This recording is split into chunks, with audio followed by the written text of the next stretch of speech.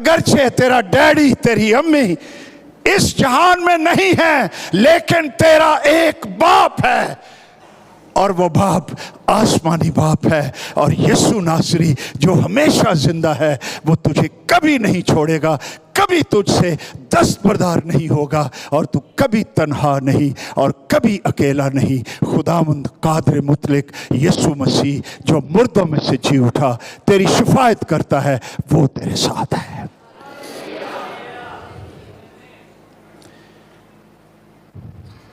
इसलिए इब्रानियों का खत 7वां बाब 24-25 आयत में बड़ी हौसला अफसा बात लिखी हुई है। लिखा यह है, क्योंकि वो अबद तक कायम रहने वाला है। यीशु मसीह इथों काम शुरू होता है। इसलिए क्योंकि वो यानी यीशु मसीह अब तक कायम रहने वाला है, इसलिए मसीह की कहानत लाजवाल है। उसकी शफात, उसकी काहिन की खिदमत हमारे लिए लाजवाल है। बाकी काहिन आए, पुराने अहदनामे में खिदमत की, कुर्बानियां चढ़ाई, इबादतें की, मर गए, दूसरा काहिन आ गया, उसने खिदमत की, मर गया, दूसरा काहिन आ गया। लेकिन यीशु की कहानत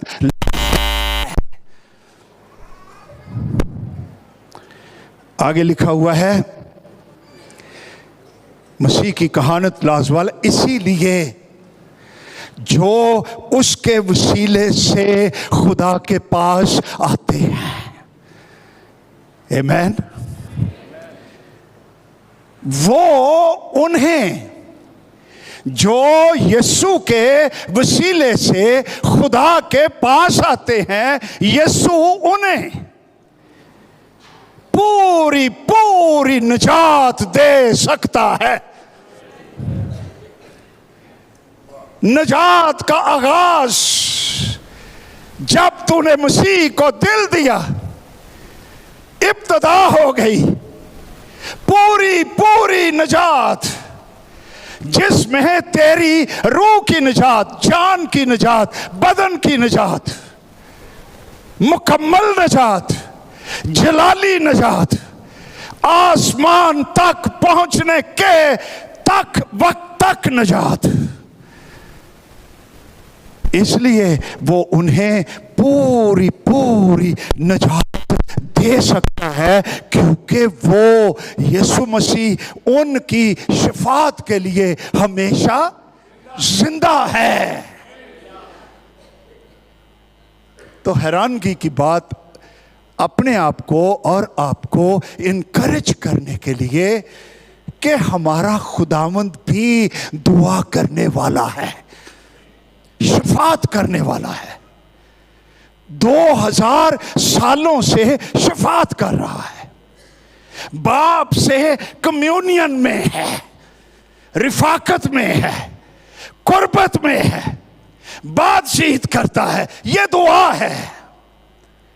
दुआ बोझ नहीं, रस्म नहीं, ड्यूटी नहीं, मजहबी फरीजा नहीं। दुआ अपने आसमानी बाप से रिफाकत रखने के लिए एक तड़प का नाम है। यह तो खुशी की बात है, यह तो शर्फ है, यह तो अजाज है, यह तो शादमानी है। यह कोई बोझ सोच नहीं है।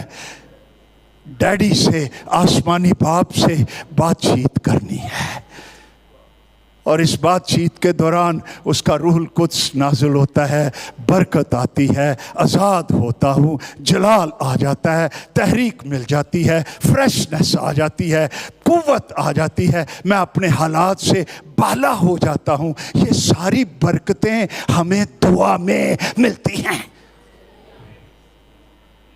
इसलिए किसी ने कहा है,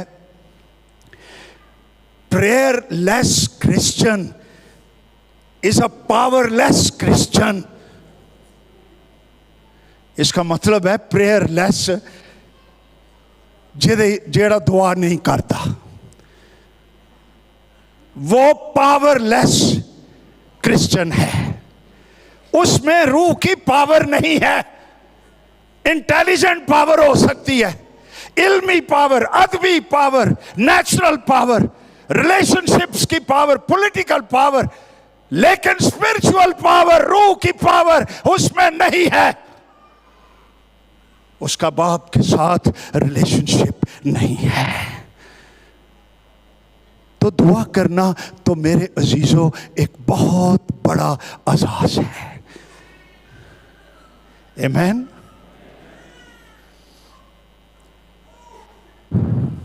दुआ करने वाला ये भी जाहिर करता है कि मैं अपनी ताकत पर नहीं, मैं खुदा की ताकत पर भरोसा करता हूं, इसलिए मैं दुआ करता हूं।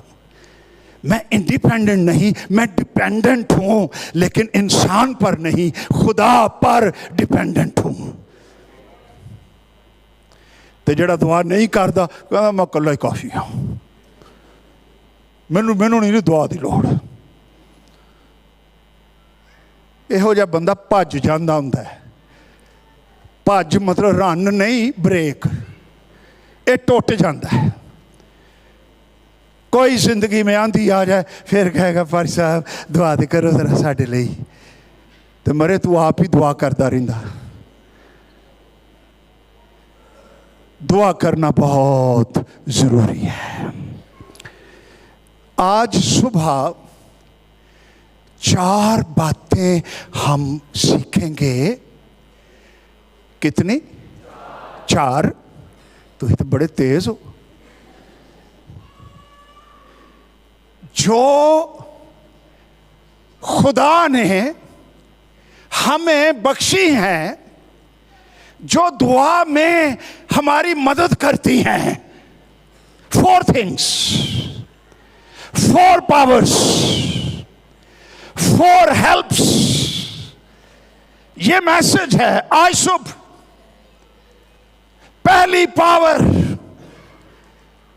जो दुआ में मददगार है, और वो हवाला हमने पढ़ा जिस तौर से रूह खुद हमारी कमजोरी में हमारी मदद करता है, जिस तौर से हमको दुआ करनी चाहिए हम नहीं जानते, मगर रूहुल कुद्स खुद ऐसी आहें भर भर कर हमारे बातन में दुआ करता है जिनका बयान नहीं हो सकता। वो खुदा की मर्जी के मुआफिक मुकद्दसों की शफाअत करता है। रूहुल कुद्स